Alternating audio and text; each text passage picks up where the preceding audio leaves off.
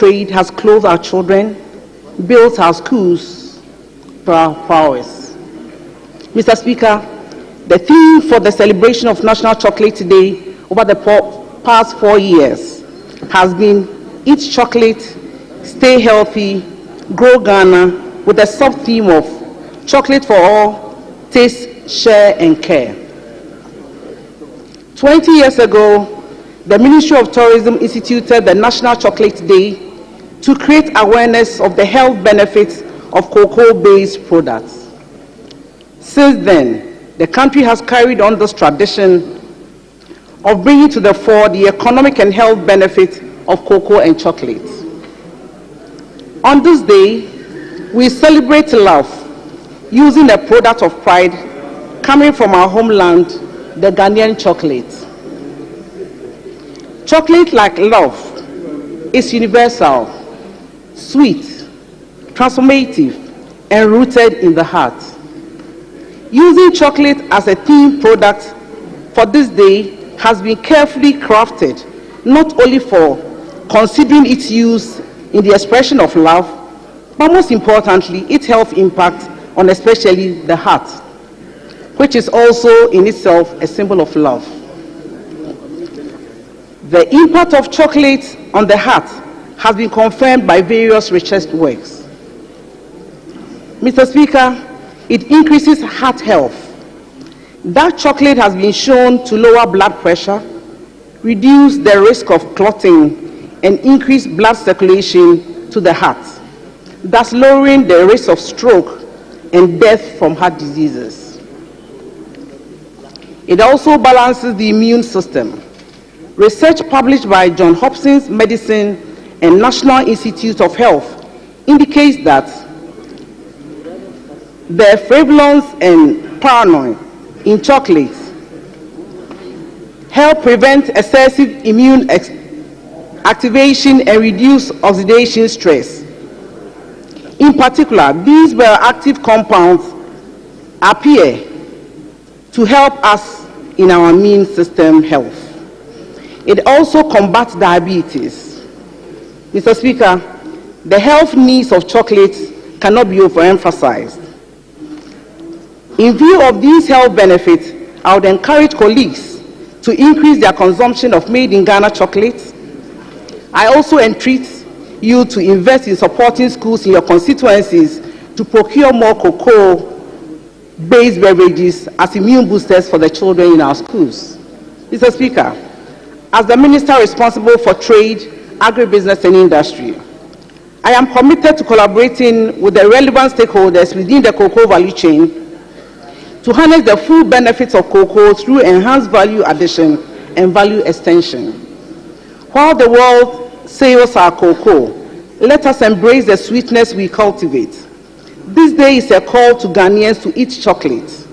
Yes, but also take pride in the hands that grow it, the heart that processes it, and the spirit that makes it unique.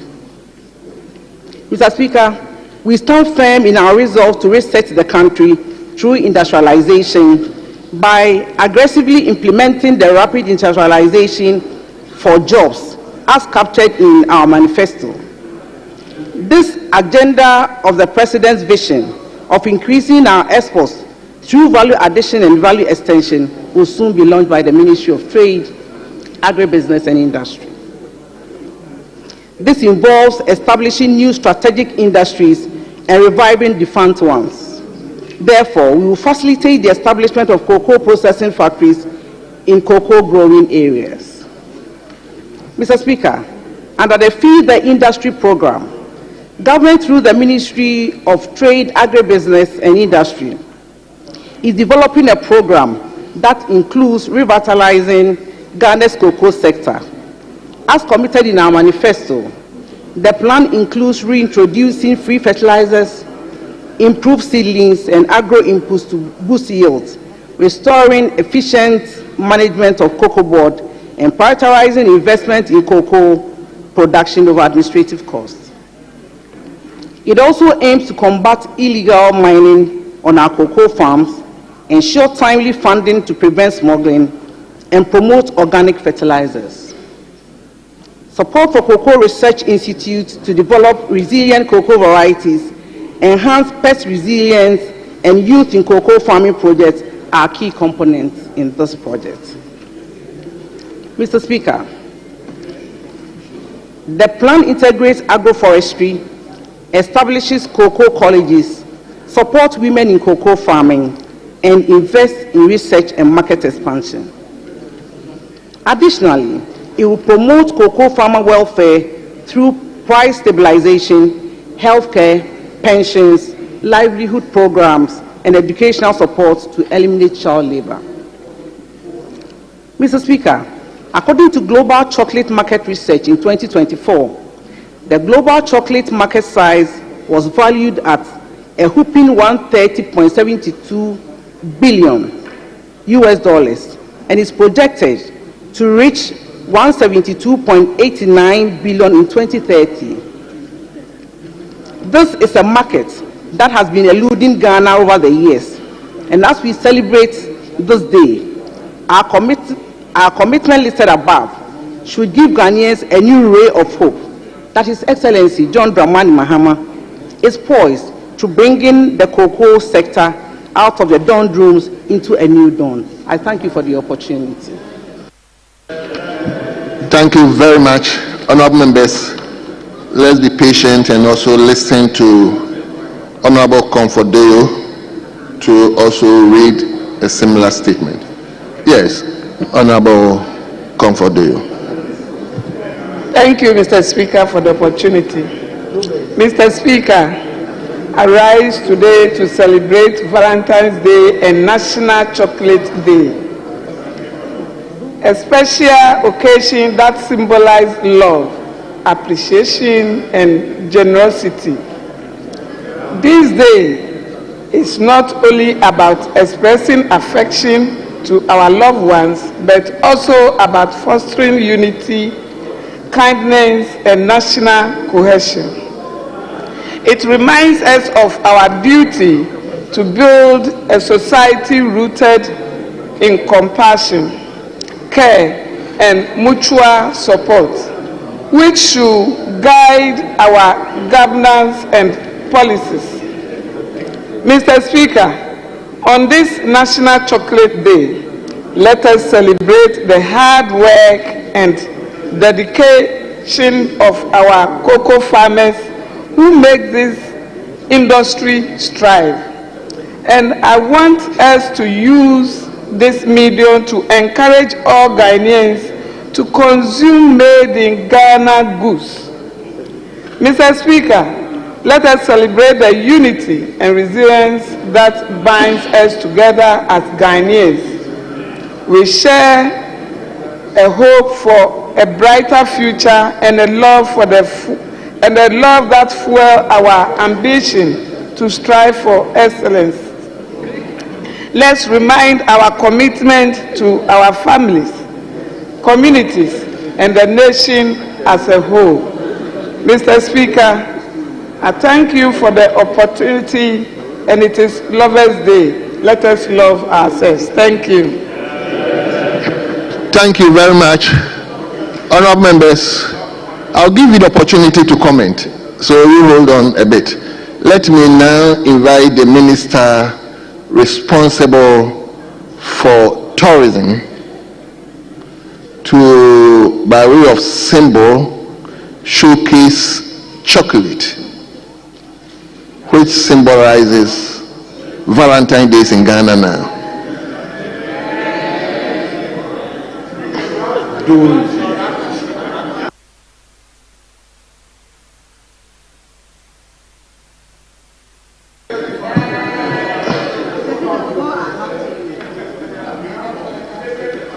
So I believe every member will get a chocolate.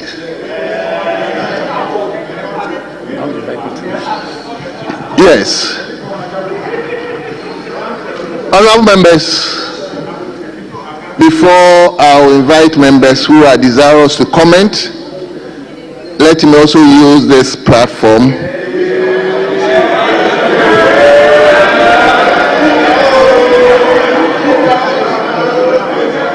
to extend my love To my dear wife, Mrs. Grace Owusu-Ansah-Siama, my dear, I love you. And I wish you happy Valentine and Chocolate Day. Now I can turn to Bosome Frehu. That is where my wife hails from. So Bosome Frehu, start the comment. Thank you, Mr. Speaker. I am grateful.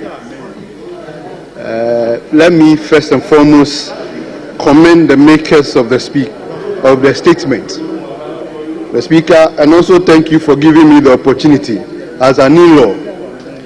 The Speaker, it is important that we appreciate, celebrate, and then make our cocoa farmers heroes and heroines of today's celebration.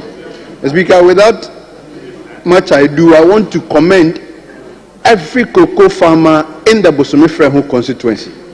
But that is, apart from cocoa and cabbage, the Speaker, there is no very vital employment again for my people. And they are very predominant in cocoa farming. So today, if we are celebrating World's Chocolate Day or Ghanaian Chocolate Day as a form of Vows Day to show love, the Speaker, it is important that I commend the cocoa farmers in Bosome Frehu for helping Ghana become one of the leading producers of cocoa on the continent. The Speaker, whilst we are appreciating them and commending them, it is important that from all the speakers that we look at the welfare of cocoa farmers. Because I was arguing and commenting with one of my friends that even the average cocoa farmer's child in my village does not even have the opportunity to enjoy the chocolate we are celebrating today. And it is important that we prioritize the cocoa farmers in terms of celebrating World Chocolate Day. Speaker, it is important that members of parliament enjoy the cocoa our minister is giving us here. But I think some of these celebrations symbolically would mean when we extend hand to the farmers and the families and children of the cocoa farmers. Speaker, their welfare is very important. Speaker, they toil, they work hard, and I am happy. And I want to remind the government once again that he promised them during the campaign that they are going to increase their cocoa prices from 3,000, Mr. Speaker, to 6,000.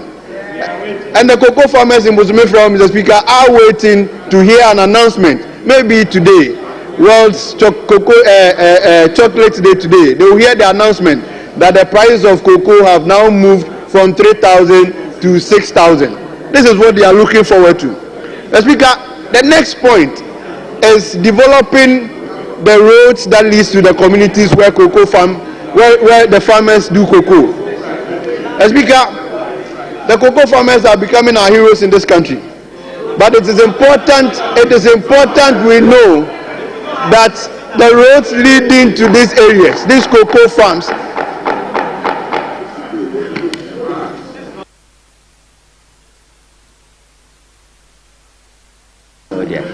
Mr. Speaker, I want to crave the indulgence of my respected colleague, the Deputy Majority Leader, to join me to assist you in managing the House. Mr. Speaker, this week Mr. Speaker made a statement that when he is not in the chair and is observing from his office,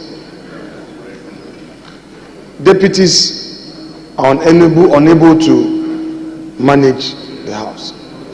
Mr. Speaker, I want to plead with colleagues that we should be tolerant. Indeed, cackling is part of the politics in this chamber. But at least we should not be reckless in heckling. A member is making a point. Let's listen to him in silence. When he's done, you get opportunity. I've seen the majority leader now in, but Honorable Ricketts, let's help Mr. Speaker to manage the House. Today is Friday. Let's have some peace. It doesn't matter. Rise in silence. Oh, leader, honorable leader, this shouldn't be done by you. Mr. Speaker, whatever it is, if a member has a disagreement, when a member has a disagreement, he should rise on his feet quietly, gently, and wait for you to call the person. And he uses the opportunity to draw the attention of the House to the action of the member, which is not in accord with the rules. So please, the honorable member is on his feet.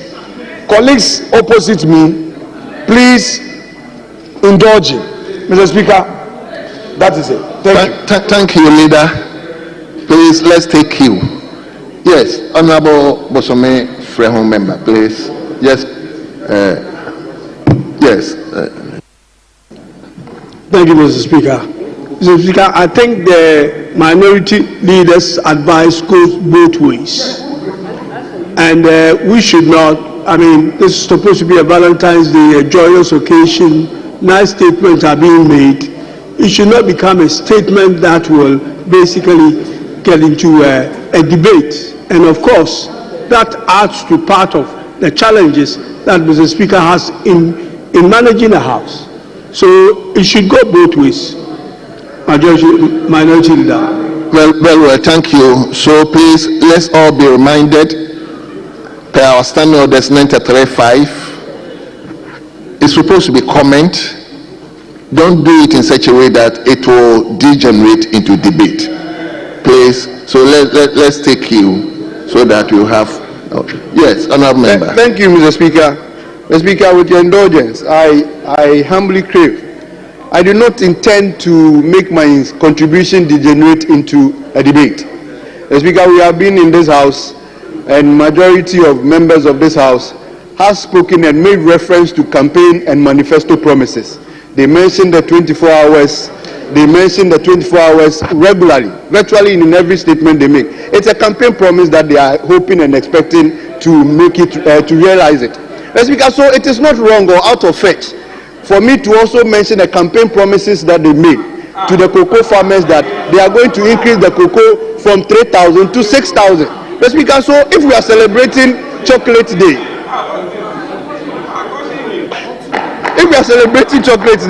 and I'm honorable members, please, of the cocoa farmers should be looked if at. he goes out of hand, I will please. Honorable member, please. Mr. Speaker, having said that, it is also important that we prioritize the. But you've spoken more than 5 minutes. Just. It is important that we prioritize the farming areas and the roads that leads to the cocoa farming areas. I know all the constituencies and then the districts that are planting cocoa or have cocoa farmers would push for their roads to be developed. The speaker, the maker of the statement also raised one very important issue, which is the illegal mining that is gradually eating the cocoa farming areas, which is important. All of us as a House should find a way how we can help. If we have to incentivize them, if we have to do whatever we have to do to make sure that our cocoa farmers don't turn their cocoa growing areas into mining areas. Thank you, Mr. Speaker. Thank you so much. Yes, I've seen Minister. You'll be the last person to speak, so just give me the. Let me. I've noticed Professor Bayo. Reverend, I'll come to you, please. Yes, Prof. Thank you very much, Right Honorable Speaker, for the opportunity to contribute to the 3 statements made. And I want to also celebrate all our cocoa farmers and all those involved in the production chain for cocoa. As a medical personnel, I want to touch a bit on the health benefits of cocoa. And I think the first speaker mentioned some of them. And I just want to say that the cocoa offers us a lot of health benefits that we are missing, from our brain health, Cocoa releases something we call endorphins, and these endorphins modulate our mood, so they can manage depression. Those who are suffering from broken hearts on a day of love, some bit of cocoa can give you a very good mood. So we are encouraged to consume a lot of dark chocolate. Polyphenols from cocoa is cardioprotective, help in anti-inflammatory effects, can protect against cancers, can give you very beautiful skin, and control blood pressure and blood sugar. It is therefore very important that we encourage the consumption of cocoa. I would encourage that public functions should have cocoa breaks instead of coffee breaks, and we should encourage the consumption of cocoa during such events. Mr. Speaker, I would want, since today is also Valentine's Day, to wish my beloved wife, Dr. Mrs. Vera Bayu, who I believe is at the eye clinic at Kolebu operating now, a happy Valentine's Day, a happy chocolate day, and say that we should all love and let us consume enough Ghanaian chocolate and cocoa for all the health benefits. The honorable member is asking me to say that cocoa can promote libido. I haven't said that. Thank you very much. Thank you very much. Now, let me give it to honorable member for trouble. Thank you. Honorable member, I'll give you a lot of time, please. So let's. Thank you, Mr. Speaker, for the opportunity.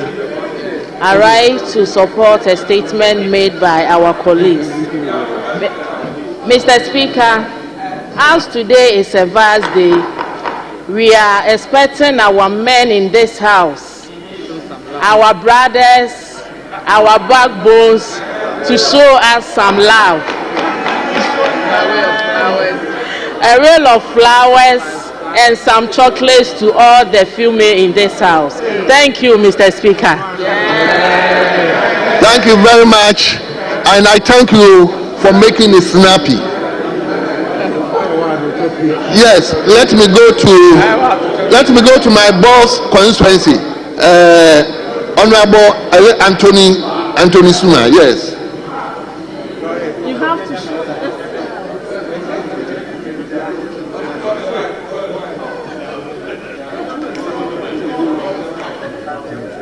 Gloria, put on. Okay.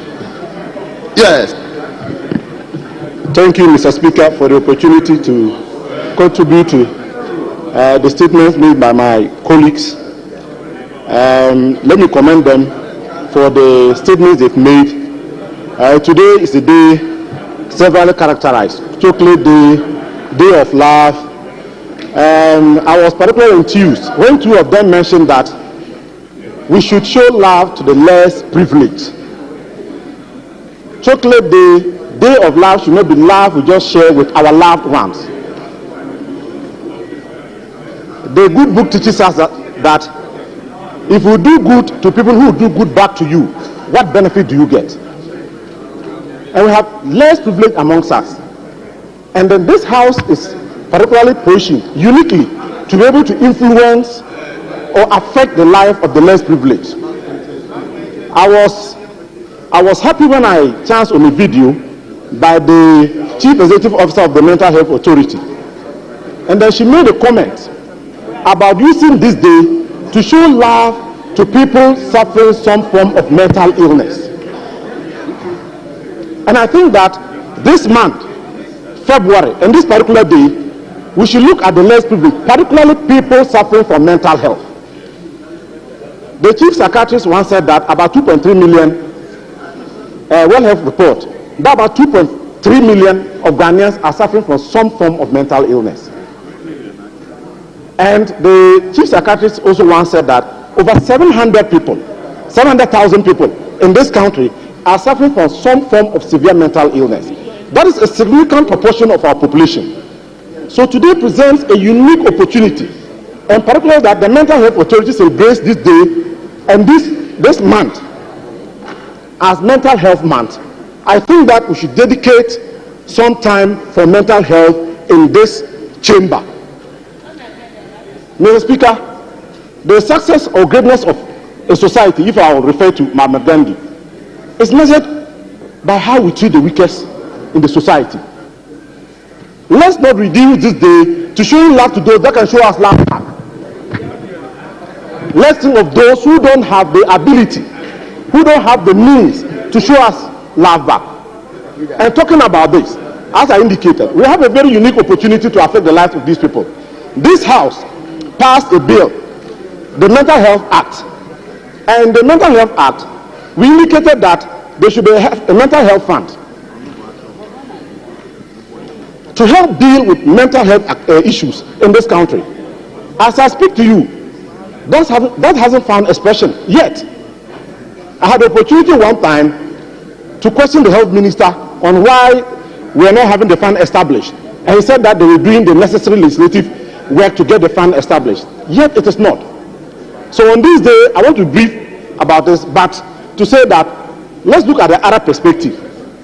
Let's use this unique opportunity, particularly in February, to affect the life of people living with mental health challenges.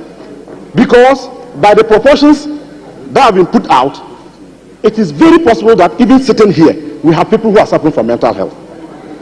We all somehow have persons living with us or relations that have some mental health challenges. So today, I want to appeal to all my colleagues and everyone listening to us that let's use this opportunity to share the chocolates with people suffering from some form of mental health challenges. Thank you, Mr. Speaker, for the opportunity. Thank you very much. So let me go to Etiwa West.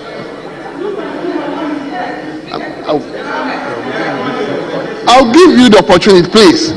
It's 1-1. Say one. It's 1-1. That's what I'm doing. Honourable members, that ratio has not been established.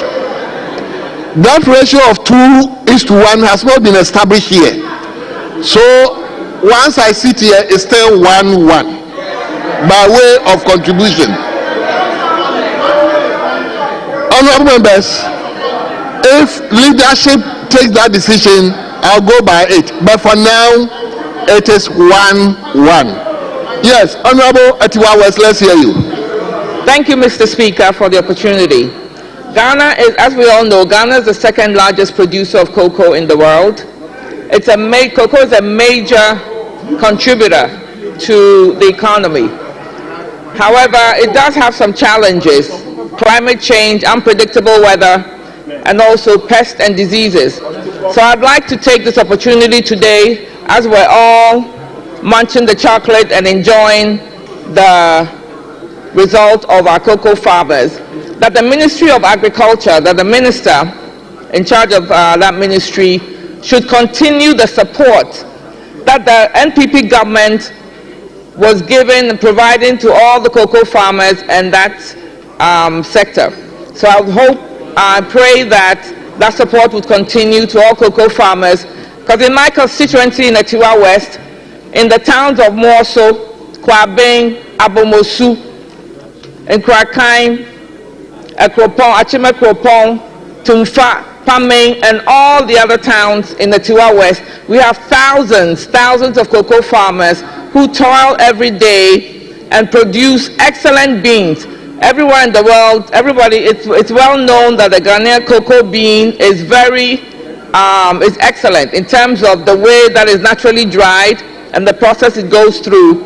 So I'd like to take this opportunity today to thank all the farmers in the Etiwa West for their contribution to the economy and for making it available to produce such excellent products in the chocolate that we're enjoying today. So thank you to all the farmers, especially at Etiwa West, and to all the farmers in Ghana. Thank you very much. Thank you, Mr. Speaker. Honourable members, give me 2 minutes to acknowledge our children at the public gallery. I understand the majority deputy whip is going to extend the chocolate to them. Yes, so they are Oasis International School. They are being led by Abigail Asamani, and he is the head teacher or head of the department.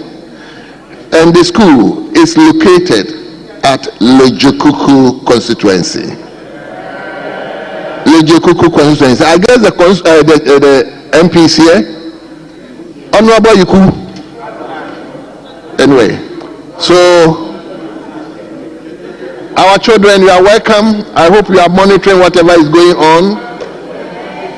Yes, that should urge you to study hard, so that tomorrow, if you are not there, you come and take over from us. Thank you, and you are welcome. So let me go to Honorable Samson Ahi. Yes, a cocoa growing area man. Thank you very much. Thank you very much, Honorable Samson, for the opportunity to contribute to the 3 statements made by our colleagues. Mr. Speaker, I think today is a special day. And a special day it is. And let me take this opportunity to wish all women in the Bodi constituency a happy Valentine's Day, and by extension, all women in Ghana, particularly women in this chamber, a happy Valentine's Day. Mr. Speaker, in all the statements, we are encouraged to consume more chocolate.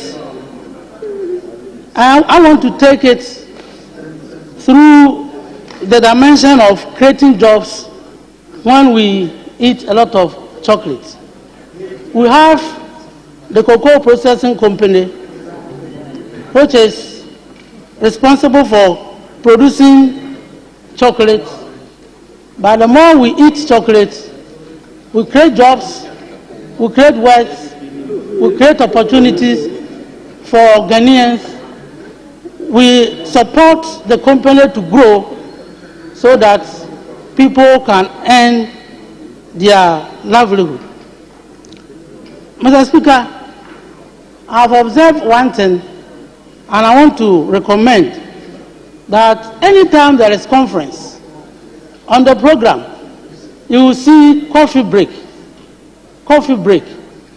Today, as we have been encouraged to eat chocolate, I want to recommend that henceforth, in all our conferences, on the programs, we should rather have cocoa break instead of coffee break, so that we will be encouraged to inculcate the consumption of cocoa in our people.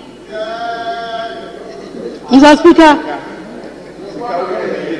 cocoa farmers, during the first tenure of President Mills, he initiated a lot of cocoa works programs. Mr. Speaker, when he left office, cocoa rows that were supposed to be constructed were abandoned. If you go to my constituency, for instance, cocoa rows from Bodi to Ahibenso was abandoned. Cocoa rows from Amoya to Kalo was abandoned. Honorable Deputy Minister, please don't take us to. But we have been assured in our manifesto that President Mahama government is going to continue construction of cocoa rows in cocoa growing areas to support cocoa farmers so that it will improve their economy, to support them to do more so that Ghana can get more cocoa for export. Mr. Speaker, I think that cocoa has supported the economy of Ghana for a long time, and it is about the time that we took into account those who grow cocoa and then support them. Mr. Speaker, there are a lot of agricultural practices that Cocoa Board offers for cocoa farmers by supplying them with farm inputs, chemicals, and so on and so forth. I want to believe that as we celebrate Chocolate Day today, or Cocoa Day today, President Mahama, who introduced most of these farm practices, will continue so that cocoa farmers, please, I'll start for only 3 minutes. 3 minutes. 10 minutes? Three. So allow me, please, Mr. Speaker. You've already taken 6 minutes. No, it's 3 minutes. Okay, you conclude. 2 minutes left. Not conclude, Mr. Speaker.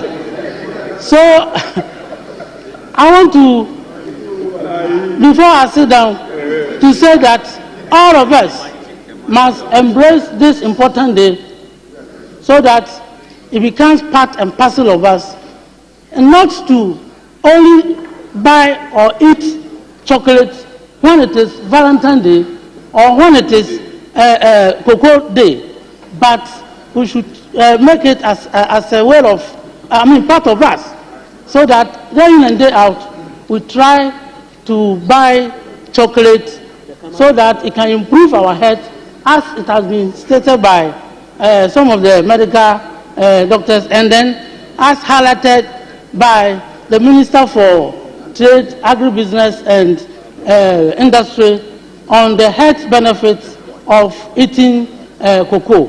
So, Mr. Speaker, with these few words, I want to thank you and wish all of us a happy Valentine's Day. Thank you for the opportunity. Thank you very much.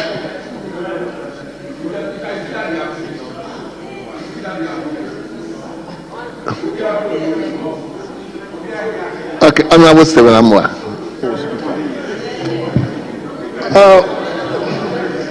I'll give all of you the opportunity, please. One here. Dr. Sandari, one here. Mr. Speaker, I thank you so much for this opportunity. Mr. Speaker, I would like to place emphasis on a few selected extracts from the good books, the Bible and the Quran, about love. Since today we are talking about love, chocolate, and anything that will unify us as a house to build this country with one purpose. Mr. Speaker, 1 John 4:8, 1 John 4:16, 1 Corinthians 13:13, Quran 85:14, they all talk about the fact that God is love. And even when it comes to hope, faith, and love, the Bible says that love overrides all these virtues. I think today is a special day that as parliamentarians, we need to have a special segment of our time resource to ponder over a lot of issues, to redefine a new relationship between minority and majority, and treat certain national issues with love that will benefit the young ones out there. Mr. Speaker, I think today is a day that all of us should develop a new form of love for the poor children out there. Our love should be shown and illustrated in what we say here, what we do in our various offices, as parliamentarians, as appointees, the resources that the state gives us, the kind of comments we make. Love is not just by words, but love is by action. So I'm saying that for today, I extend my special love to all the wives of the cocoa farmers in our country, to all the first ladies, former and the present first lady, and to all our beautiful women here, both minority and majority. Mr. Speaker, Mr. Speaker, this is not about whether I'm married or I'm not married. It is, I know marriage is important, but Ecclesiastes says that there is time for everything. So let us take our time. Mr. Speaker, I want to end. Mr. Speaker,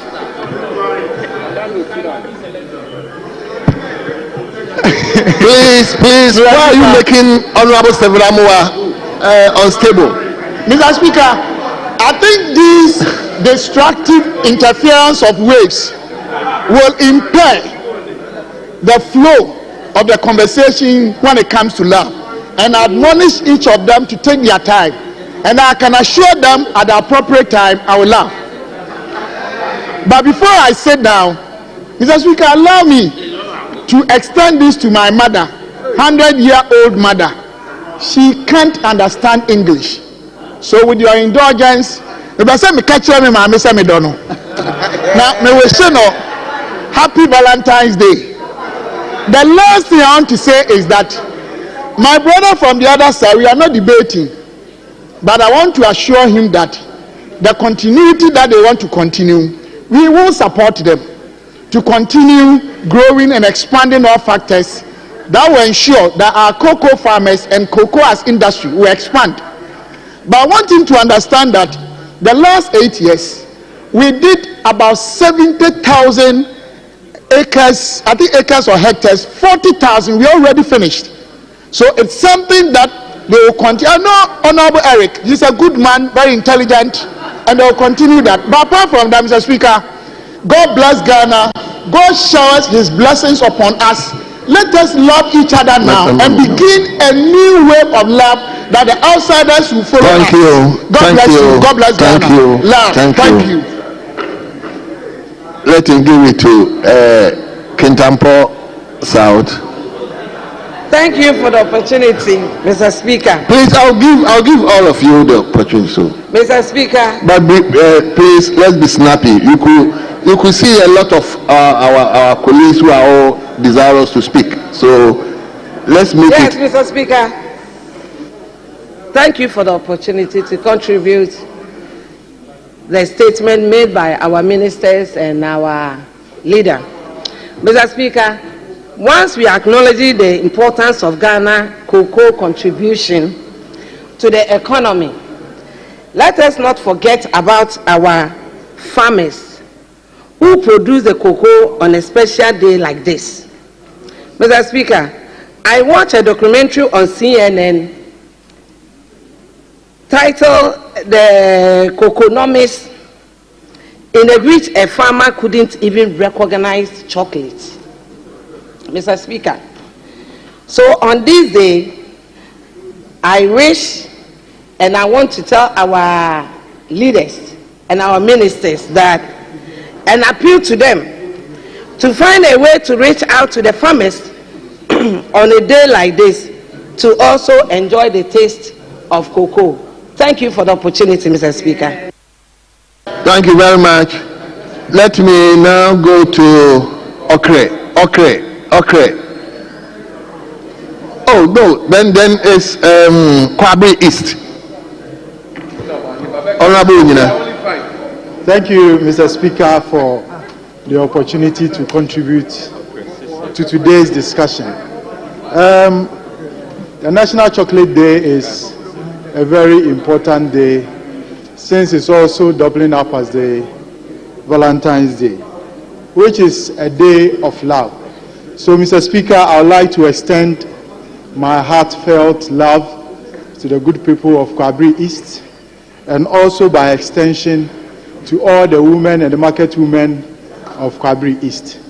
And Mr. Speaker, in the same spirit as yourself, I'd like to also extend my heartfelt love and a happy Valentine's and Chocolate Day to my beautiful wife, Adia Pena Akosia Sewa Odo Jemfi, and also to my mom on this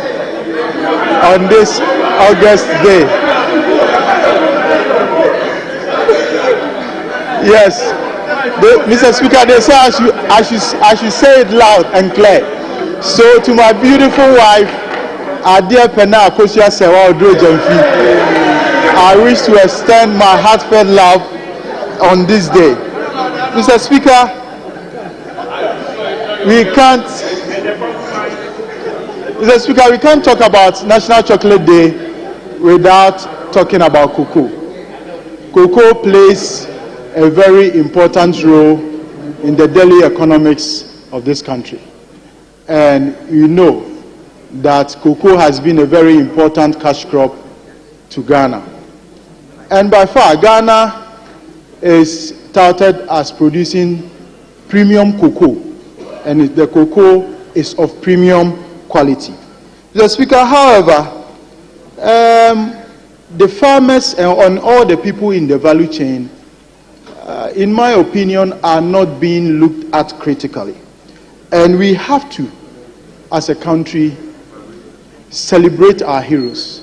And we have to celebrate these gallant farmers by looking at few areas and some areas that I would like us to go through.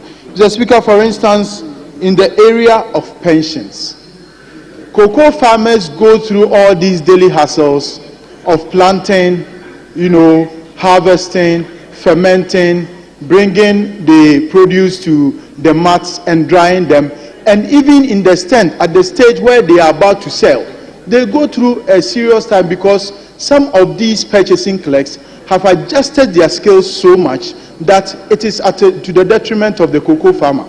And so we need to recognize them. And at the end of the day, after they have gone through all this and they have retired, they have gone through after 60, 70, and they are no longer able to go to the farms and produce, there is no pension for them.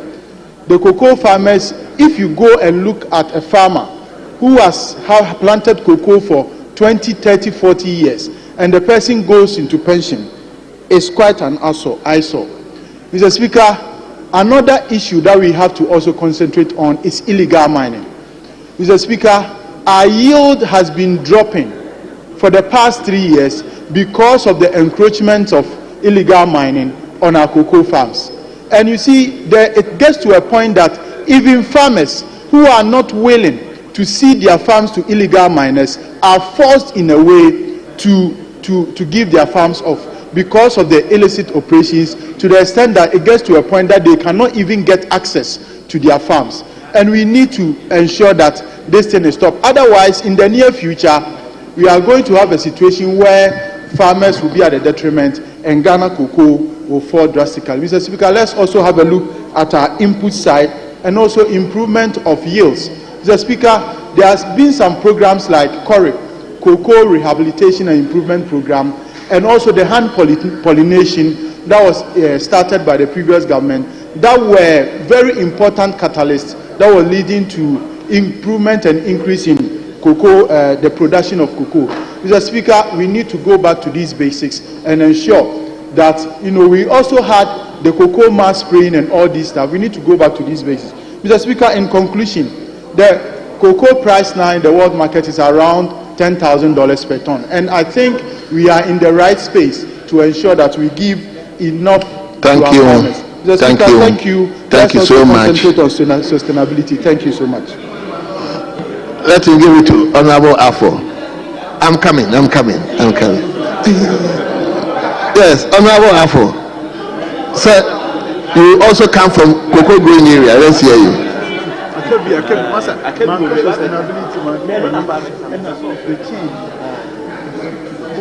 Honorable Onyina, please put off your mic. Yes, you can now. Mr. Speaker, let me thank you for the opportunity to make a contribution to the three statements that has been made today on the floor. Mr. Speaker, first of all, let me wish all Ghanaians a happy Chocolate Day and a vast day as well. Most of you should go to the Amenfi West. Amenfi West, Sanabo Cocoa District, Azingwa Cocoa District. Mr. Speaker, let me put on records that out of 276 constituencies, my constituency leads in the cocoa production in this country. So I use this occasion to wish them very well and bless them and tell them that, Mr. Speaker, most of their problems respect the cocoa production in this country, more especially in Amenfi West, will be solved as early as possible. Mr. Speaker, respect to cocoa rows, I know I've been asking a lot of questions. So I'm not cutting it short. The Minister for Rules is just looking at you with a smile. So I know your rules. Mr. Speaker, free supply of fertilizer, I think it will be in place. Enough chemicals for cocoa mass production and the cocoa price as well. Mr. Speaker, the reason I've stood up is let's use this day to revamp the internal marketing of cocoa in this country. I'm talking about the license buying companies. Most of them are down because of how they were treated by the previous government. So as we speak today, produce buying company is down, FEDCO is down, Ejumapa is down, Cocoa Merchant is down, and a lot of it. Mr. Speaker, what is more particular about this is that these license buying cocoa companies, they help to grow the rural economy in this country. So when they are down, it means that the rural economy is broken. So let's use this day to revamp the cocoa sector, the internal marketing of cocoa. Most of the people they are at home, the employees, they are now unemployed. Let's look at PBC now. So Speaker, I will not speak so much than to say that let us use this day to revamp the internal marketing of cocoa so that our rural economy will grow. Thank you, Mr. Speaker, for the opportunity. Thank you very much. I think when I get to Honorable Minister for Agric, he will address those pertinent areas that Honorable Afo talked about. Yes, let me go to Manson Kwanta. Thank you, Mr. Speaker. Thank you very much for the opportunity.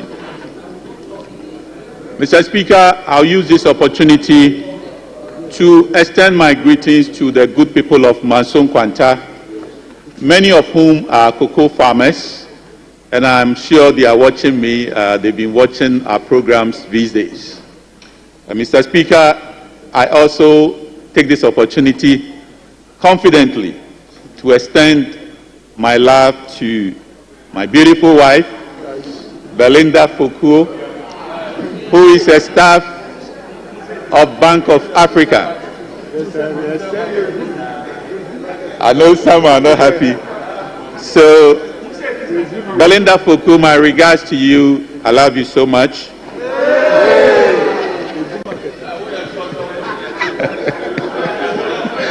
Mr. Speaker, Valentine's Day has come to stay, and even the anticipation of it is just exciting. When 14th of February is coming, the news, the media space, everywhere, it gets exciting. So just anticipating it gets interesting. Mr. Speaker, allow me to use this opportunity to also commend our legend, Honorable Jake Obechebi-Lamte, for rebranding the Valentine's Day as Chocolate Day. I think that was a great innovation he did, and I commend him for that. Mr. Speaker, I would want to ask that we, the people of Ghana, we use this day to do other things besides the love of sharing chocolates and exchanging pleasantries. Could we look at using this day of love, to call for the feuding factions in areas where we have hostilities in this country to consider this day of love to lay down their arms? The day that we are celebrating love, at least for that day, can they sit face to face, or can they mediate using this day of love to bring peace to the pockets of areas where we have challenges in this country, being it Boko, being it Hohoi, wherever that we have challenges? Could we use the benefit of this beautiful day to bring peace in these pockets of areas? Again, Mr. Speaker, being intentional with this day, could we, just like we've had the tourism ministry doing its best to rebrand Christmas in Ghana as a day for people across the world to come and spend Christmas with us here, could we look at doing a similar thing so that Ghana, which is the second largest producer of cocoa, becomes a hub for chocolates during Valentine's Day? So people around the world will be excited that on the 14th of February, let's all go to Ghana to enjoy chocolate. And it should be chocolate that is made in Ghana. So, Mr. Speaker, what I'm saying is, let's be intentional with it. If Germany has what we call Oktoberfest, where people go sit together to drink beer, and this attracts tourists around the world, then Ghana, which has this commodity with all its health benefits, could be rebranded to make Ghana also a hub for chocolate. And we can also have a chocolate fest, just like Germany has their Oktoberfest. Thank you. I thank you, Mr. Speaker, for the opportunity. Thank you so much. Thank you very much. Let him go to Pusiga. Let him go to Pusiga.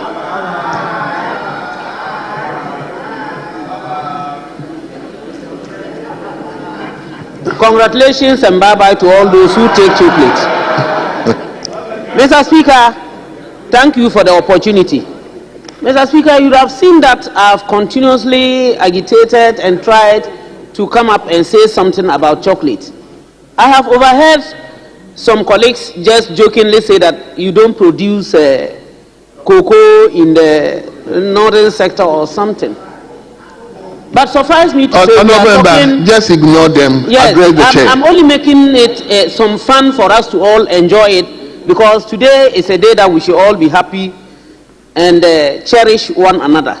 Mr. Speaker, originally it was called St. Valentine's Day, and it has been used for so many other things. In this same chamber, around 2015-16, we discussed and agreed that let us also incorporate something that would move Ghana forward and enhance our economic values. So what we thought and discussed was our chocolate. Let us ask ourselves, Mr. Speaker, what have we done since then to actually ensure that the discussions that we had, we have implemented it? There are a lot of people in this country, especially the northern sector, Upper East, Upper West, Northern region, and what have you. They don't even know how the cocoa pod is. Not to talk of the beans, and to talk of whatever we can get out of it, like chocolate. We had agreed that with the school feeding, due to the benefits, even if it has a bar that is being produced, to also let them have that feel, see what is referred to as chocolate. We should be able to do that, even if it's once a week. We said all these things, we haven't done any of it. We continuously carry our cocoa out. Sometimes we hear about trafficking of cocoa, carrying it out, and what have you. And we want to get value, money, economic benefits, I think we need to rethink and make sure that our factories work more and that our children grow to appreciate what we are talking about. We are lucky, maybe some of us, especially from where cocoa is not grown, but I know that there are peoples or some people from the cocoa growing areas who have never tasted chocolate, because the cost of a bar of chocolate just in the market, what has been distributed here, is so high that individuals around there who do not have that money may use that money for their ingredients and other things rather than buy chocolate. What are we doing about it? Are we going to ensure that not only the cocoa growing areas, but also other areas that cocoa is not grown, on days like this, our farmers, especially the women and children, have a feel of it? Colleagues have mentioned the love that we need to show on this day. That love is not for the way people have perceived it today, like running around and saying, excuse my language, my boyfriend has not given me this, my husband has not given this, no. It's a love that you need to show to individuals who do not have that opportunity. Let us go out there, let us see what is happening, especially those who have mental problems, as mentioned earlier on. Mr. Speaker, if you go out there, it's a pity. Some of them stand like stooges, some of them walk and fall. You simply don't understand. Let us extend that love to them and share whatever we have today with them, and I think it will go a long way to help all of us and for us to realize what is referred to as St. Valentine's Day. With this, Mr. Speaker, I extend my love to all my colleagues in this parliament, both men and women, all Ghanaians, everyone alive, that with St. Valentine's we love everyone, and I wish us all the best. And for this day, we live together and then we share together. Thank you very much, Mr. Thank Speaker. you very much. Yes. Thank you very much, Mr. Speaker, for this opportunity. I would like to first of all use the opportunity to thank the maker of the statement and also wish my constituent, that is Nalerebu Gambara constituency, a happy chocolate day. Mr. Speaker, Ghana is seen as the second largest producer of cocoa. But if you go to some of these cocoa producing communities, you realize that these communities are lacking basic amenities. The poor farmer who goes to the farm every day, work day and night to get the cocoa beans, the children of the poor farmer and the poor farmer himself or herself does not get the basic amenities to enjoy in the community. Basic amenities like water. You go to some of these cocoa producing communities, good drinking water is a problem for some of these farmers. You also realize that the cocoa farmer children do not go to school, because some of these communities you can't even find a primary school for the cocoa farmer child to go to school. So, Mr. Speaker, as a country, we have to look at that aspect to improve the life of the cocoa farmer and the families. Mr. Speaker, if you look at the contribution that this industry is making to our economic growth, but a lot of it is going through illegal ways. That is smuggling. A lot of our cocoa beans has been smuggled. So I would like to call on the relevant authorities, especially the Ghana Cocoa Board and the security agencies, to take this seriously. If not, that day in, day out, cocoa is being smuggled out of the country. Mr. Speaker, if we also look at the price of cocoa products, it's making it difficult for the ordinary Ghanaian to enjoy the cocoa product. Mr. Speaker, this one, in certain shops, they sell this one 20 Ghana cedi. Some sell it 18 Ghana cedi. Mr. Speaker, the poor man on the streets how can we afford 20 Ghana cedi on this particular day to enjoy this particular chocolate? So as a country, we have to look at this aspect and add value to our cocoa products before exporting. Because some of this chocolate, the cocoa beans will be exported outside, they will produce the chocolate and import it back to us. At the end of the day, the price will be so high for the ordinary Ghanaian to purchase. Mr. Speaker, I would like to call on the Agric Minister to also look at the other sectors of the economy. That is the share nuts. In as much we are talking about cocoa, if you go to the northern part of the country, Savannah region, Upper East, Upper West, Northeast region, especially my constituency, Nalero Gambao constituency, there are a lot of share trees there. But it's like attention has not been paid to this particular share tree. I want to call on the Agric Minister and the relevant authorities. Let's give attention to this particular sector. It's a sector that a lot of women are involved. And you know, most of the women are very vulnerable. But one will give attention to this sector, this woman will get a better living condition by engaging in the share industry. Thank you very much, Mr. Thank you so much. Yes, my brother, let me hear you. Honorable members, after this I will take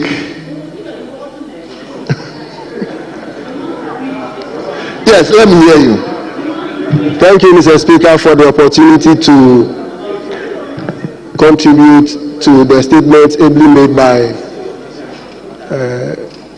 the Trades Minister, the Minister for Tourism, and then the first Deputy Majority Whip on the vast day and the chocolate day. Mr. Speaker, we have to relook at the celebration of the day like this, because the youth of Ghana are giving a different meaning to the originality of the day which we are forcefully celebrating now in this nature. Unfortunately, the youth of today see Valentine's Day as a day of slaughtering something without a name. And then by the end of the day like this, the day ends up slaughtering them and they go nowhere. Mr. Speaker, you will not be surprised that by tomorrow and a year by this time, a lot of things will happen this night. That will be issues to reckon with in the years ahead of us, which they will be thinking, had I known. So, on this very important day, let me use the opportunity to admonish our youth that the great St. Valentine made this day for good, at least for platonic relationships, not for erotic ones. Again, as we celebrate this beautiful day, may we be reminded that day in and day out, the day comes, we celebrate it, it goes down, and nobody talks about it. Would it be possible as a house, a very organized house like that which we have, to relook at just the celebration of it and to put in measures that may allow us to have special events to celebrate or commemorate when a day like this comes a year by this time, so that, Mr. Speaker, if it is possible, maybe members of parliament may be allowed, if it happens to be a working day like this for us, to go to our various districts and have it celebrated with our people, just like I want to post-date my own in two communities on Monday, Talibania and Tehi, so that we may use the day to educate the youth that it is not about a bedroom matter, but an issue of conscience, to remember that we must express love towards one another without strings attached. I am sure when we put in that education, the youth will revise their notes. As I was driving to work this morning, looking at the streets, everywhere is choked. If you look on my phone, the messages on my phone, massive. And everybody is talking about, today is Valentine. Where are we going? What are... Hold on. Thank you. Thank you. Mr. Speaker, in conclusion, let the youth out there be made known that it is not for what they are thinking, but that we should just reach out and express our love. I mean, the normal love, and not that one they are thinking. That will end up leading them where they are not supposed to be. Mr. Speaker, with this, I thank you very much. Thank you. And to wish my beautiful wife, Akosia Nyantechiwa Ompombese, Mrs. a happy birthday, and to say, Akosia, I'm coming home, wait for me. Thank you. Thank you. Thank you very much. I'm looking at all of you, your constituency. I think, Colonel, we have a lot of cocoa from your area. Let me hear you. Okay. Colonel. Thank you very much, Right Honorable Speaker, for giving me the opportunity to also make my contribution towards the celebration of Love, Chocolate Day, and for that matter, Cocoa Day. Mr. Speaker, Ghana had depended on cocoa for a very long time and was the leading producer until we were overtaken by La Côte d'Ivoire. That notwithstanding, we still produce the best cocoa in the whole world. So it is incumbent upon us to ensure that we continue to play a very significant role in the production of cocoa. Mr. Speaker, these days we are having serious challenges with our cocoa production. The youth that we want to encourage to go into cocoa production are gradually running away from that industry.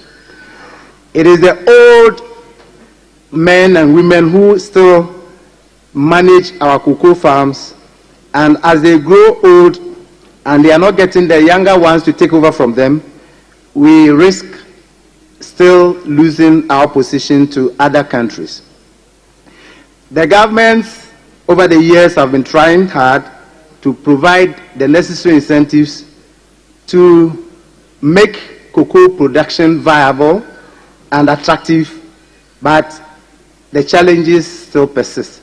Now that we're also having challenges about our environment, cocoa is a special tree that requires some shade, and it needs vegetation, and with the current destruction of our forest, if we don't take pragmatic steps to ensure that we continue to have our forest preserved, we may end up one day losing our second position to other countries.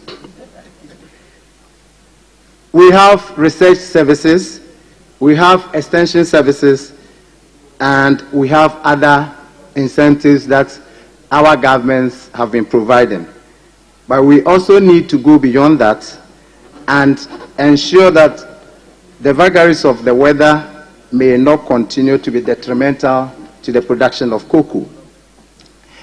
We need to do a little more sensitization and education on how to preserve our forests and how to improve upon cocoa production so that we will continue to have cocoa beans which will be used to produce the chocolate that we may wish to have for ourselves, our children, and everybody in the country. It is also a fact that we produce cocoa, but we don't consume much of cocoa by way of drinks and the chocolate. Now that we are promoting intra-African trade, taking advantage of the African Continental Free Trade Area, it is our expectation that we will encourage more trade between Ghana and our sister countries in Africa who are not fortunate to have the vegetation that makes it possible for cocoa production to take place. That will also help us to improve upon our economy. Now, all those who are involved in cocoa production and related industries, we say ayiko to them. We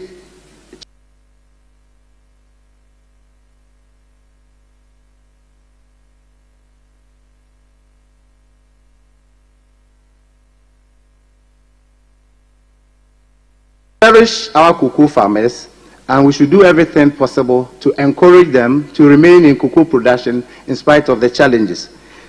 My constituency, German South, and other constituencies in Bono region have taken to the production of cashew. Cashew does not require so much of shade, and in recent times, we rather are using cashew to provide the shade that cocoa needs. So you go to most of the plantations now, cashew plantations, and they are planting cocoa trees under them. And that is helping us to have the shade that cocoa requires to grow extensively. So we encourage other areas where cashew production is possible to improve and expand cashew production, and at the same time use that as a cover for cocoa production. Thank you. Honourable members, let me give the lady, Reverend Intoso. I think that will be the last one. Thank you. Then I will come to leadership. Then I'll give the last opportunity to the minister to at least give us. Thank you, Mr. Speaker, for the opportunity. As we're talking about love, I want to go a bit spiritual, biblical love. The Bible says in 1 John 4 verse 20 that if anyone says, I love God and hates his brother, he is a liar. For he who does not love his brother whom he has seen cannot love God whom he has not seen. So, Mr. Speaker, on this day, as we're celebrating St. Valentine, a martyr, I just want to remember and speak to colleagues that this day is the spiritual meaning of Valentine. It's about recognizing the power of love as a transformative force in our lives, celebrating the positive connections we have with others and acknowledging those connections.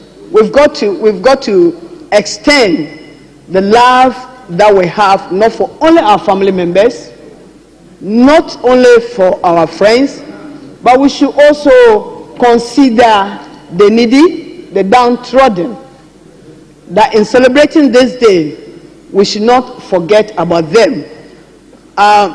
The former president promised school children, giving them a chocolate, but unfortunately it didn't happen. I pray that with the coming of our minister, Honorable Eric, cocoa farmers will be given the desired help so that they'll be able to produce more, so that children in this country, parents who cannot even afford to buy chocolate for their children, will have the opportunity to also have a taste of the chocolate that we are producing in this country. Mr. Speaker, I also want to say that the men who stood up, recognizing their wives and sending them messages, my prayer is that all the men who are married, if you leave here today, go straight home. Go straight home and show your love. Show your love to your wives. Don't just say it in the chamber here. Go straight home and celebrate your wives so that they know that you actually appreciate them. The women as well. Go straight home, appreciate your husbands, show them love, show your children love. Don't forget your parents, don't forget your mothers and your fathers. On this day, celebrate them. Mr. Speaker, let me also use this opportunity to express to express my deepest appreciation to my husband for his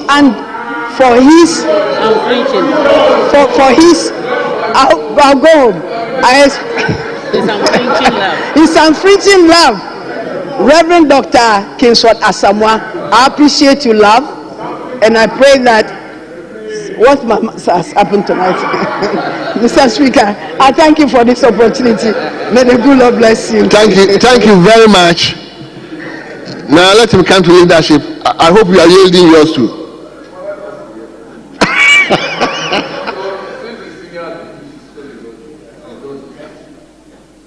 Okay, senior, let me hear you. Senior, 1 minute. Let me hear you, sir. Mr. Speaker, thank you very much for this rare opportunity. First, we have to congratulate all the three makers of this statement, and they were all women. Clearly shows that love matters to women a lot.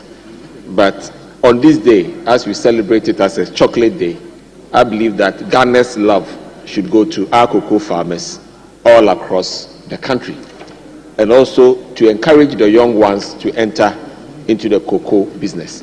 Mr. Speaker, I believe that some of the issues that have come up over here about our cocoa farmers is the value we give them for the work they do in the cocoa industry. Mr. Speaker, if we take the industry in Ghana, it's just around $3 billion. Meanwhile, the world value of cocoa processed is about 140 billion, going into 170 billion. Clearly, I believe that we need to change the equation, how we create value for our cocoa farmers. First, I do believe that we need to start looking at ways of making sure that all the cocoa we produce in Ghana are processed fully in Ghana, not just semi-processed, fully processed in Ghana.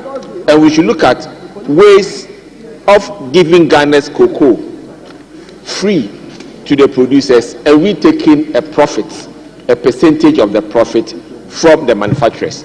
If, for instance, we give the cocoa and then their profit is about, say, 20 billion, we can get 10 billion instead of getting 3 billion. Instead of this business of selling it at low value to them, and then we don't get anything. And when we are able to create that value, we should be able to pass a lot of it on to our cocoa farmers, so that more people will gain more in the cocoa industry, and they'll be ready to invest more in the cocoa farms. Because in situations where cocoa farmers are known to be selling their cocoa farms to Galamsey people, and then reducing the production of cocoa in a lot of villages all across the country, I believe that we should have a market mechanism to make sure that they see more value in cocoa farming than the other way around. Thank you. Okay, Mr. Speaker. Thank you very much. Thank you. Yes. Now I'll come to leadership. If you want to talk, or you are sitting to him. Yes, Ashu, or you. So. You granted one day, and I signal to you that then if you grant one year. I know, but I'll give Honorable Opoku, a lot of time too. So that is why. Yes, to respond to all the issues. So Honorable Jerry, just conclude. Very well, Mr. Speaker. Mr. Speaker, thank you very much for this opportunity. Mr. Speaker, on this very special day, which is the 14th of February 2025, Mr. Speaker, I want to wish my one and only very sweet wife, Josephina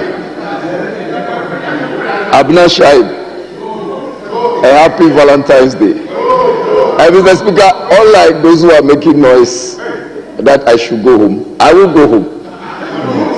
Mr. Speaker, I also want to take this opportunity to wish my mother, Giftina Aduanunu, the one who gave birth to me, a special love. I want to wish her a happy Valentine's Day. And Mr. Speaker, there are 3 solid women who are doing very marvelous things in my constituency, in Wejagbawe. One is Apostle Lilian Kuma, She is in charge of Disciples of Christ Ministries. Mr. Speaker, you know what she's doing? She's showing a lot of love, affection, and care to the less privileged. She is doing this also in support with the Weja Manye, na Amakuma, and Bawe Manye, na Yaniede. I wish them all a happy Valentine's Day, and to just express my love and gratitude to them. Mr. Speaker, not forgetting my beautiful children. I just want them to understand that Daddy loves them very much. Mr. Speaker, beyond all of this, I am a beneficiary of the Cocoa Board Scholarship. And I know what cocoa has done for this nation. Mr. Speaker, we must continue to support the processing of cocoa and also push policies that would benefit this nation for the very important promotion and innovation of cocoa and cocoa, the benefits that come out from cocoa. Mr. Speaker, we need to strengthen infrastructure, enhance the capacity of farmers. We also need to offer incentives to local manufacturers. Mr. Speaker, we also need to come to the understanding that we need value addition within our country, which will promote and preserve job opportunities, which will also create wealth and also solidify Ghana's reputation as one of the major leaders in the cocoa value chain. Mr. Speaker, in conclusion, as we celebrate today the National Chocolate Day, let us recognize that there are far-reaching impact of processing cocoa in Ghana, and I'm very excited to see the Agric Minister here. Mr. Speaker, it is a sector that strengthens our economy. It enhances our global competitiveness and provides sustainable livelihoods for many Ghanaians. Mr. Speaker, I urge all stakeholders, including the government, industrial players, or the industry players, farmers, to continue working together to ensure that Ghana maximizes the full potential of its cocoa industry for generations to come. Mr. Speaker, thank you. I thank you very much for allowing me to make this statement. Thank you very much. Thank you so much. Let me now come to the majority leadership. Mr. Speaker, since it's a National Cocoa Day, I would like to yield the leadership contribution to the Minister. The minister will get his own opportunity. Oh, minister will get his own opportunity. Yeah, so that is why I said, just conclude, then I will give the final slot to the minister. Honorable Mintayako will take the slot because he wanted to make a contribution.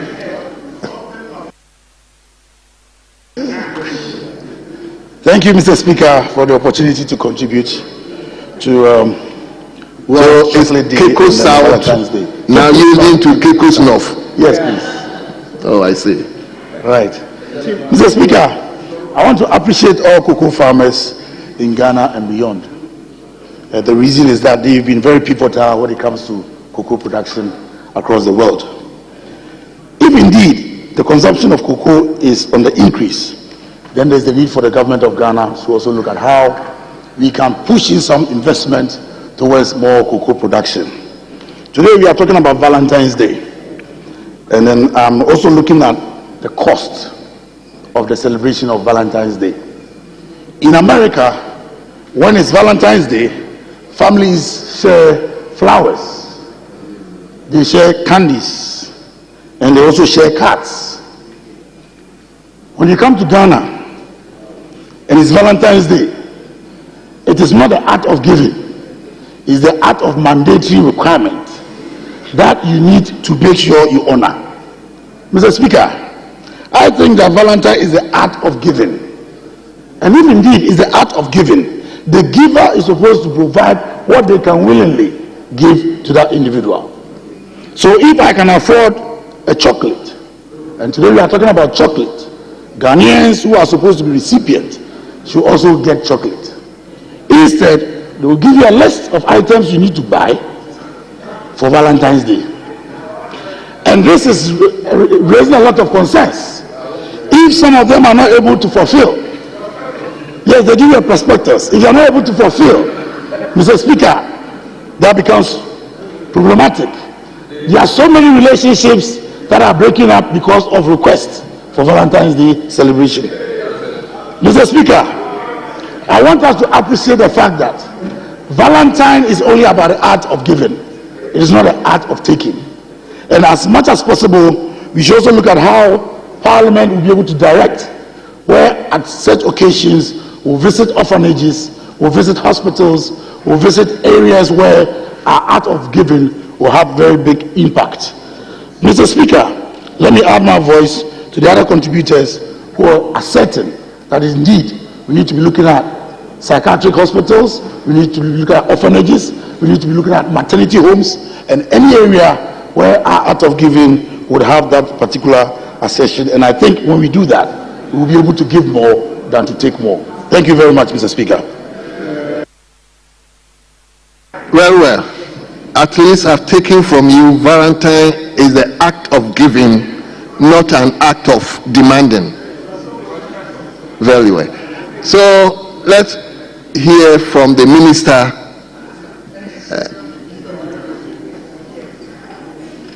Thank you very much, Mr. Speaker, for the opportunity to contribute to the statements on the floor of the House. Mr. Speaker, today is a Valentine's Day, a day for the expression of love. And we in Ghana chose to celebrate the National Chocolates Day today to coincide with the Valentine's Day, so that we can use chocolates to express love because of the benefits, the enormous benefits that we derive from the consumption of chocolate. I wanted to do that to promote consumption of chocolate in this country. Mr. Speaker, the benefits are enormous. We are told that it lowers blood pressure, prevents liver damage, boosts good cholesterol, keeps your heart healthy, boosts brain power, and makes you feel good. And so, as a way of expressing love, we share chocolate among ourselves. And that is why the day is a unique day.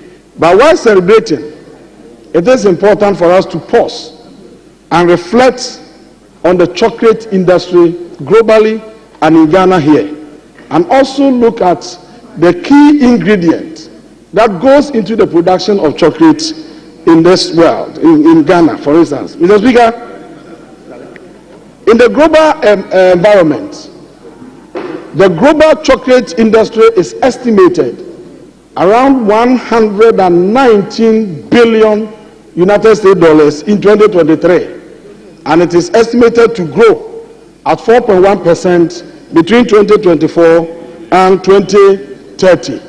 But unfortunately, Africa's share in this huge market, this multi-billion industry, chocolate industry, African share is just 1%. Mr. Speaker, when it comes to the production of raw cocoa beans, Africa contributes 70% of cocoa production in the world. 70%. But when it comes to the chocolate industry, our share is just 1%. Now, when you come home to Ghana, here in Ghana, Ghana is the second largest producer of cocoa in the whole world, globally, the largest producer of cocoa. But the only cocoa processing company that is owned partially by government of Ghana is the cocoa processing company. The cocoa processing company of Ghana has a processing capacity of 64,500 tons. But in 2023, they processed just 6,614 tons. And in 2024, they processed just 2,886 tons. Mr. Speaker, the company is now operating far below its capacity. And it's no wonder that in the first half of 2024, they recorded a debt of $9.5 million US. So clearly, the processing company is on the verge of collapse. And this is attributable to lack of cocoa beans. The second largest producer of cocoa in the world is unable to supply enough cocoa beans to 8 processing company. That is the paradox. That is the paradox. And so there's the need for us to look at how we can increase cocoa production in this country. Mr. Speaker. Minister, hold on. I didn't want to do that, but you probably yes. Right, Honorable Speaker. I am rising on Order 64.3. Order 64.3. A member may draw the attention of the person presiding at any time during a sitting. That members present in the House constitute less than 1/3 of the number of all the members of Parliament. Mr. Speaker, when you count the number of people in the House now, we are not up to the constitutional requirement of 1/3 of the members. Where are your numbers? Mr. Speaker, we are not up to 1/3 of the constitutional requirement. And for that matter, I am drawing your attention to the fact that we do not form quorum. Thank you, Mr. Speaker. Honourable member, whilst a member is invoking Standing Order 64, I am not even ignoring it, but we will go through the procedure, the process. So, Honourable Minister, you can go on whilst I ask. You've invoked the so allow me to, I know what I'm doing. Whilst I ask the table to ring the bell. So, Honourable Minister, thank you very much, Mr. Speaker, for the opportunity to continue. Mr. Speaker, I said that Cocoa Processing Company of Ghana is unable to produce up to capacity largely because of lack of cocoa beans. And I was lamenting over the paradoxical situation where the second largest producer of cocoa is unable to deliver beans for processing in its own country. Mr. Speaker, this comes to cocoa production. And honorable members who earlier on contributed alluded to the need for us to look at how we can increase cocoa production. Mr. Speaker, the first point raised by one of our colleagues from the other side had to do with the producer price of cocoa.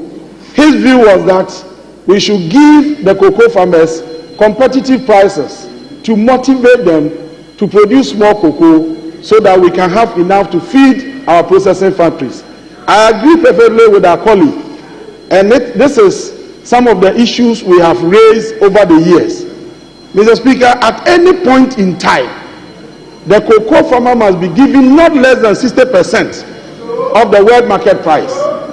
And you recall that I have stated this here more than 1 million times, especially when we realize that in the past years, especially last year, cocoa farmers were being given 30% of the FOB price. We spoke against that. And stated categorically that given the opportunity, will ensure that farmers are given more than 60% of the world market price. And Mr. Speaker, the former Western Regional Minister, Please. Oh, honourable member, please don't say that. Withdraw that, please. Mr. Speaker, the former Western Regional Minister indicated to me that Eric Opoku, you have the opportunity now, increase the producer price. That was what he told me. And I said, Honorable, I will respond to that. Mr. Speaker, my response is this. We are fully determined to give cocoa farmers more than 60%. We want to give them 70%. The trap is that indicated that the cocoa board owes their creditors an amount of 27 billion Ghana cedis. And that 5.37 billion cedis is due for payment this year. Mr. Speaker, what that means is that this year, if you get the money, set aside 5.37 billion to pay for the debt before you proceed to determine the producer price of cocoa. That is what they have bequeathed to us. And so it is surprising. It is surprising that after creating this mess, you have the courage to mount pressure on us to increase producer price today, while at the same time you are urging us to go and pay debts. Mr. Speaker, I am making a contribution to statements, but because he invited me to respond to that, I decided to seize this opportunity to let them know that if Ghanaian cocoa farmers are unable to get the 70% they deserve, it is because of their huge debt that they have given to us. They have created it. Then again, Mr. Speaker, they talk about, one of them raised the issue about produce buying company. And I remember you said, when it gets to my turn, I shall respond to that. Yeah. Mr. Speaker, yes, the produce buying company, as we speak, is on its knees. It is completely dead. And we have to do a lot of things to bring it back to life. In 2016, when we handed over to them, it was prosperous and vibrant. In 2015, PBC made profit, and part of the profit was invested in the rehabilitation of golden beans in Kumasi. As of what you know, golden beans. To rehabilitate that.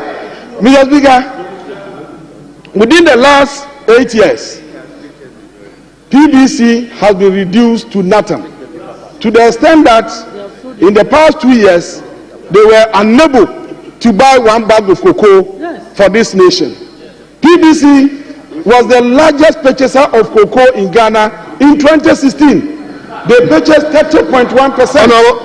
Honorable, I thought you just explained without I'm responding to moving into politics. It's like we're debating now. It's like we're debating now. Mr. Speaker, I was just responding to the issues raised by our colleagues, and then also prefer solutions to solve the very challenges that I mentioned. Let me hear Honorable Member for Damango. Thank you, Mr. Speaker. Mr. Speaker, what is before us this afternoon is a statement. A statement has been made about St. Valentine's Day and chocolate. Mr. Speaker, it is pursuant to this statement which is resulted in members contributing to the statement. Mr. Speaker, our standing orders are very clear on this matter. The standing orders is very clear that a statement should not elicit a debate, and contribution to debate, contribution to statement should also not elicit debate. Mr. Speaker, what the Honorable Minister has been doing is really raising very contentious issues. And so, Mr. Speaker, we will respectfully call upon you to have the minister be guided and not make comments which will elicit a debate. There will be an opportunity for that, and we'll be ready to have the debate with them. So, Mr. Speaker, let me be guided. Thank you very much. In actual fact, I decided to ask him to sit down, listen to all the comments, because most of the comments were directed towards his ministry, so that he can also try to address some of them. But please, whilst addressing them, just be guided not to actually move into it.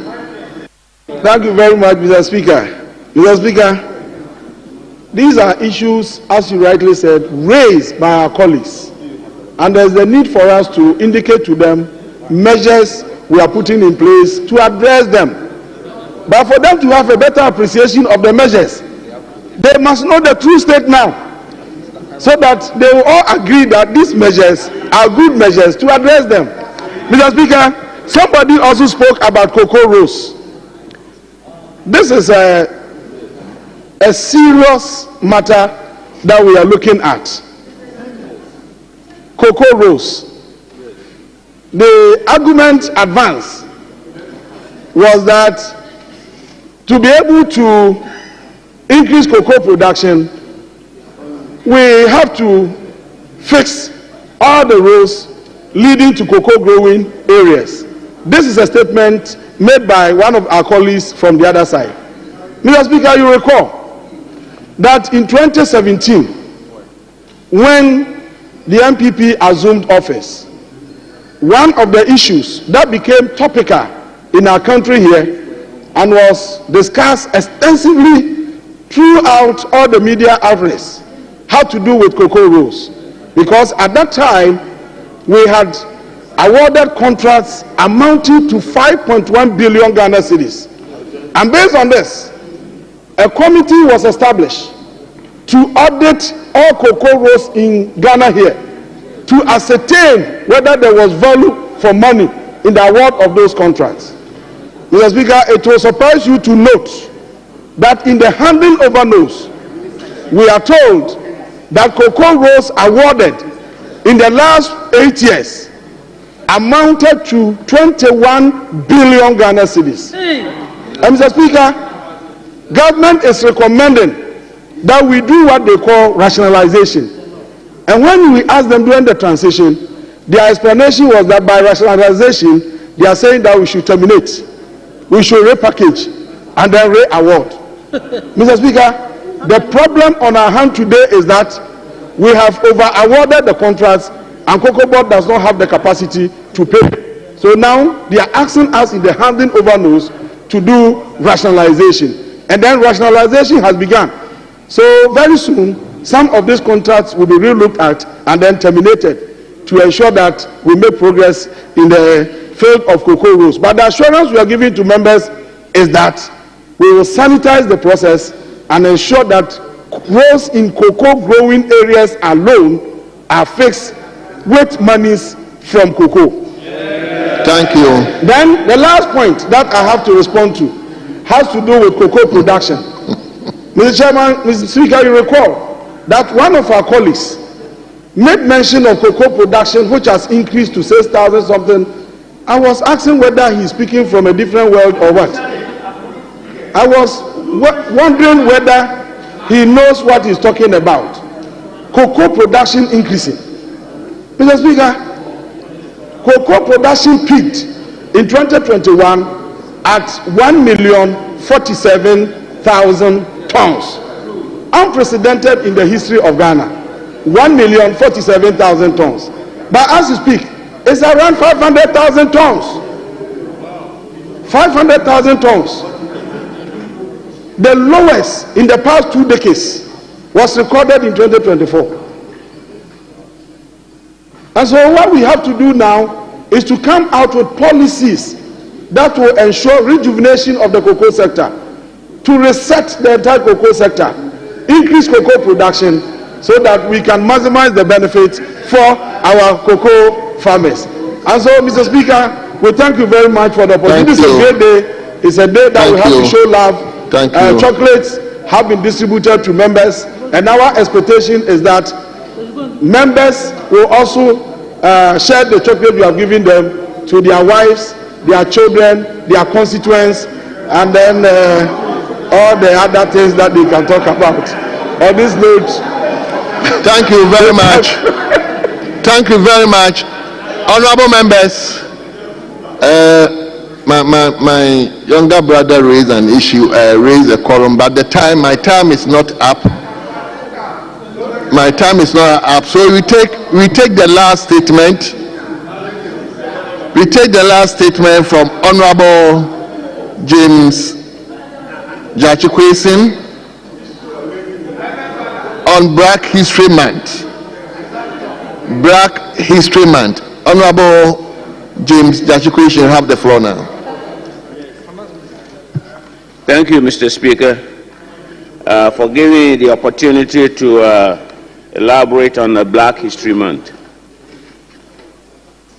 Mr. Speaker, I'm very honored to have the opportunity to commemorate Black History Month, a time to celebrate the achievements, struggles, and contribution of Black people throughout history.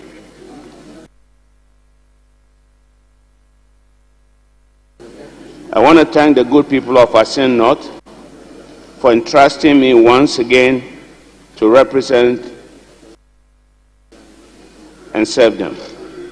Mr. Speaker, Black History Month allows us to reflect on the perseverance of our people throughout history, slavery, institutional racism, and the ongoing fight for equality.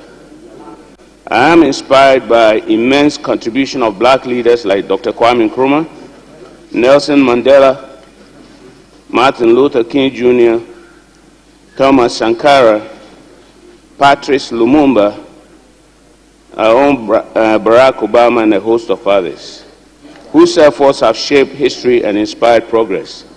Mr. Speaker, Africa, despite being rich in natural resources, remains paradoxically underdeveloped due to centuries of exploitation, colonization, and unfair global systems. Our continent was stripped of resources and labor, which fueled the advancement of other nations while leaving us impoverished.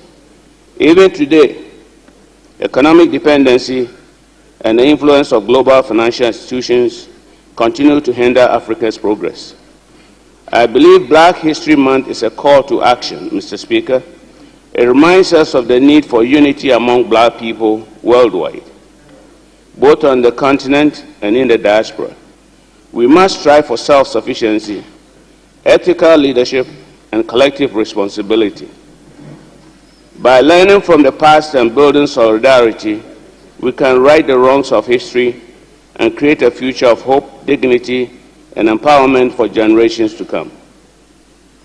Mr. Speaker, this year's celebration of Black History Month carried a powerful message of unity, resilience, and progress for the people of African descent across the world. It reminded us that the African story is one of triumph in the face of adversity, of collective strength, and of an enduring vision for a brighter future. As the world celebrated the contribution of our ancestors and contemporaries to global history, Ghana reaffirmed its position as the gateway to Africa, a home for all people of African descent, wherever they may be.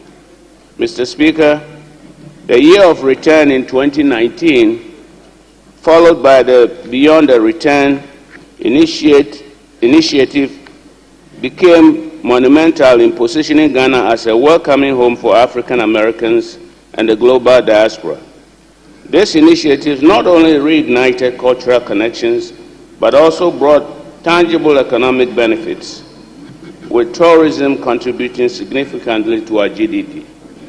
Mr. Speaker, African Americans and the global diaspora have made substantial investment in Ghana's economy, particularly in real estate, hospitality, tourism, and many other sectors, further strengthening Ghana's position as a leading destination for cultural tourism.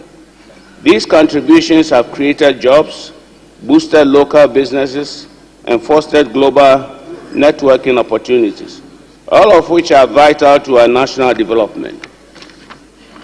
Mr. Speaker, for far too long, the issue of dual citizenship has clouded our political discourse, dividing us when we should be united.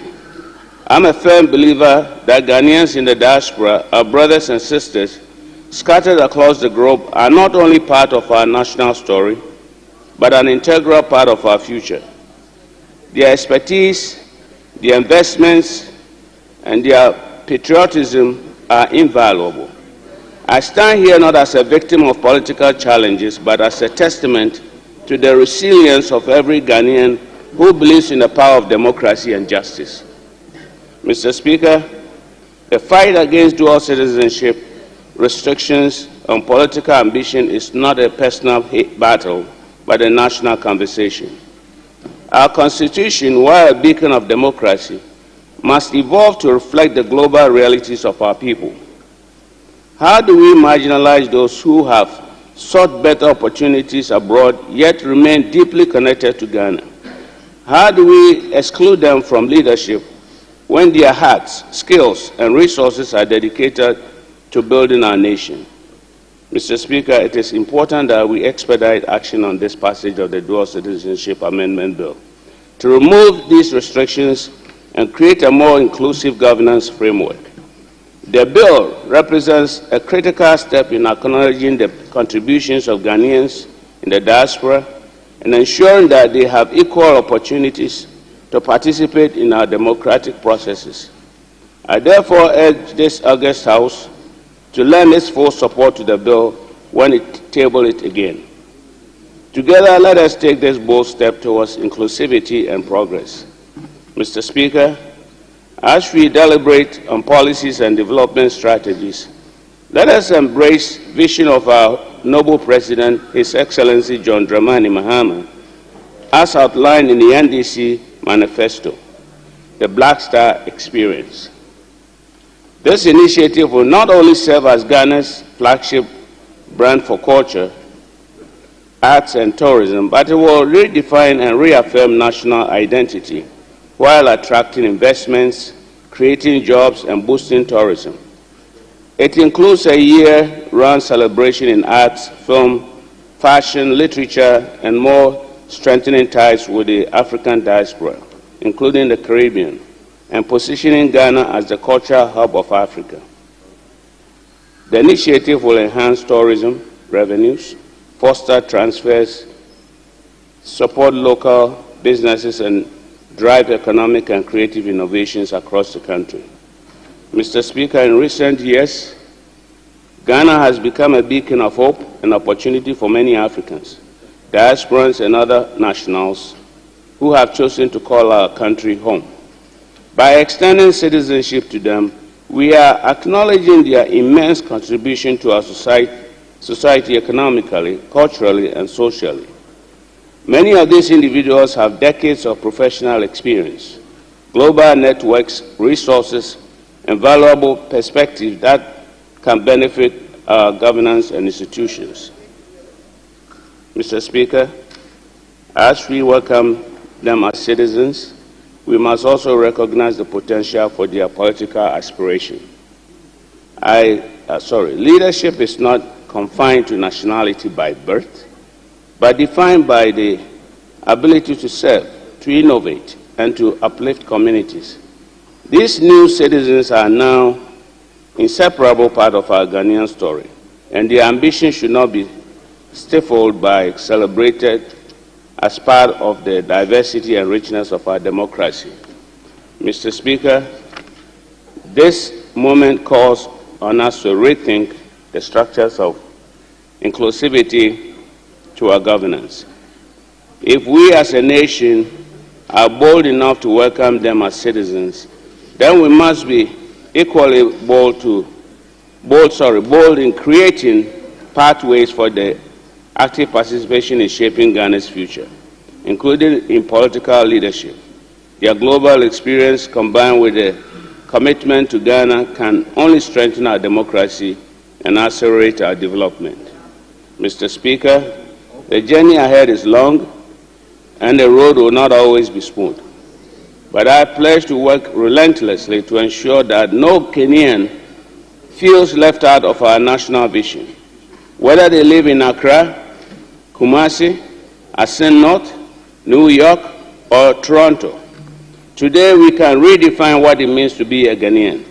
Create a nation where everyone has a stake and build a future that our children will be proud of. Let us not be deterred by the challenges of today, for they are but stepping stones to a greater tomorrow. Let us work together to create and reset our nation, again where opportunities are abundant, justice is unwavering, security is assured to every Ghanaian, regardless of their circumstances, can dream, achieve, and strive. I thank you very much, Mr. Speaker. Yes. Let me firstly go to Damango.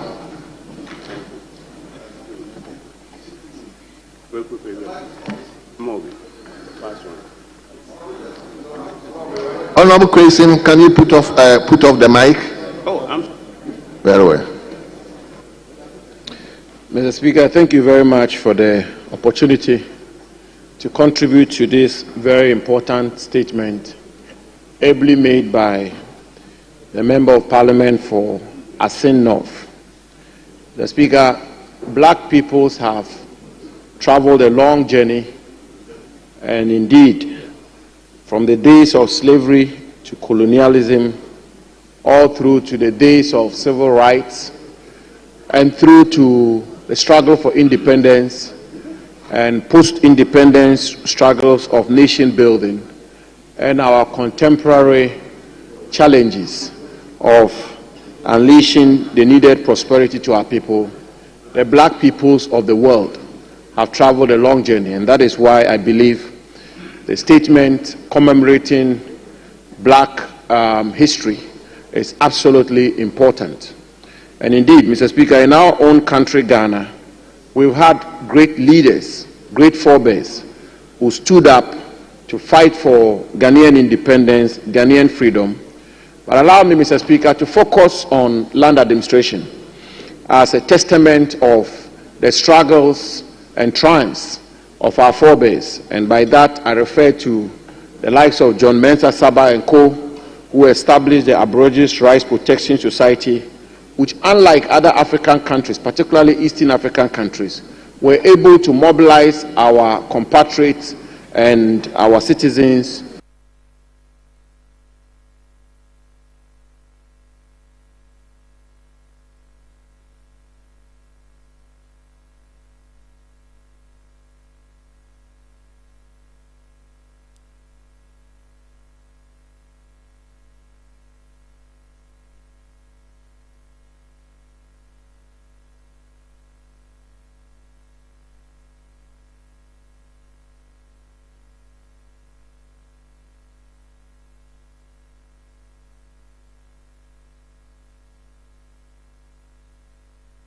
to stand against the